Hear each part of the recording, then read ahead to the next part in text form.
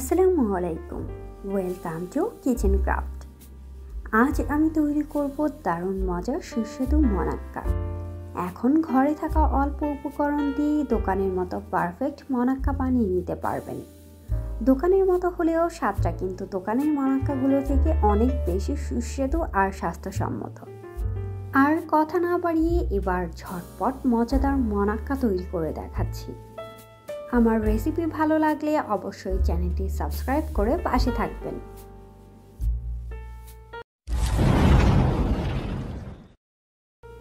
মজাদার মনাক্কা তৈরির জন্য প্রথমে একটি বাটিতে নিয়ে নিচ্ছি ময়দা 1 কাপ পরিমাণ। চাইলে এক্ষেত্রে আটা ব্যবহার করেও তৈরি করে নিতে পারবেন। এবার অ্যাড করছি সামান্য কালো জিরা, দিয়ে দিচ্ছি গুঁড়ো দুধ 4 টেবিল চামচ, অ্যাড করছি লবণ পরিমাণ মতো, দিয়ে দিচ্ছি বাটার 1 টেবিল চামচ। এক্ষেত্রে চাইলে আপনারা ঘি অথবা তেল ব্যবহার করতে পারেন। অ্যাড করছি হাফ টেবিল চামচ চিনি। সবশেষে দিয়ে দিচ্ছি তেল 2 টেবিল চামচ। এখন সব উপকরণ হাতের সাহায্যে খুব ভালোভাবে মিশিয়ে নিচ্ছি। 3-4 মিনিট মেশানোর পর হাতের মুঠোয় ময়দা নিয়ে একটু প্রেস করলে দেখবেন দলা বেঁধে যাচ্ছে, তার মানে মনাক্কার জন্য ডোর মিশ্রণটা পারফেক্ট হয়েছে। এবার ময়দার মিশ্রণে অ্যাড করছি দুধ। অল্প অল্প করে অ্যাড করব যাতে ডোটা পারফেক্ট হয়। এক্ষেত্রে চাইলে পানি দিয়ে ডো তৈরি করে নিতে পারবেন। পরিমাণ মতো দুধ দেবার পর হাত দিয়ে খুব ভালোভাবে ডোটাকে মথে নিচ্ছি। খেয়াল রাখবেন ডোটা যেন খুব বেশি শক্ত বা নরম না হয়। ডো তৈরি। এখন ডোটাকে র্যাপার দিয়ে ঢেকে রাখবো 30 মিনিটের জন্য। 30 মিনিট পর র্যাপার সরিয়ে নিচ্ছি। দেখতেই পাচ্ছেন ডোটা অনেকটা নরম হয়ে এসেছে। এখন আবারও একটু মথে নিয়ে সামান্য ময়দা ছিটিয়ে বেলনির সাহায্যে একটু মোটা করে রুটি তৈরি করে নিচ্ছি। দেখতেই পাচ্ছেন রুটিটা কিন্তু খুব বেশি মোটা আবার পাতলাও করিনি। তেলে ভাজার পর কিন্তু মনাক্কার সাইজগুলো একটু ফুলে উঠবে।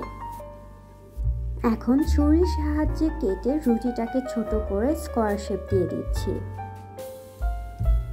শেপ দেওয়া হলে মনাক্কাগুলো একটি প্লেটে উঠিয়ে রাখছি, আর প্লেটে অবশ্যই সামান্য তেল মেখে নেবেন। সম্পূর্ণ ডো দিয়ে মনাক্কার শেপ তৈরি করা হয়েছে, এখন ভেজে নেব। এবার একটি প্যানে পরিমাণ মতো তেল নিয়ে নিচ্ছি। তেল দেওয়া হলে একটু পরেই মনাক্কাগুলো দিয়ে দিচ্ছি। এক্ষেত্রে অবশ্যই চুলার আঁচ লোতে রাখতে হবে, আর তেল বেশি গরম করবেন না, এতে করে মনাক্কাগুলো দ্রুত কালার চলে আসবে কিন্তু পারফেক্ট ভাজা হবে না।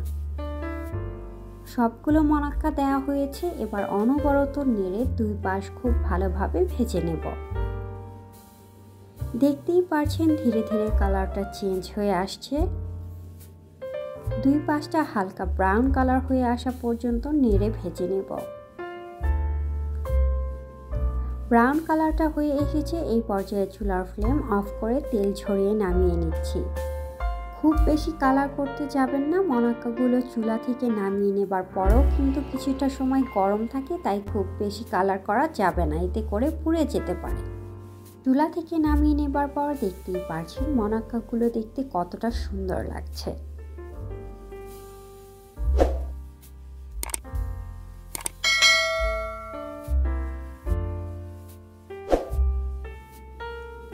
তৈরি হয়ে গেল দারুণ মজার দোকানের মতো পারফেক্ট মনাক্কা। চাইলে এভাবে তৈরি করে কৌটায় ভরে 1 মাস সংরক্ষণ করতে পারবেন। মনাক্কাগুলো দেখতে যেমন সুন্দর, খেতেও কিন্তু বেশ সুস্বাদু। আর বাসায় তৈরি করলে অবশ্যই অল্প করে তৈরি করবেন না, তাহলে কিন্তু আর সংরক্ষণ করতে হবে না।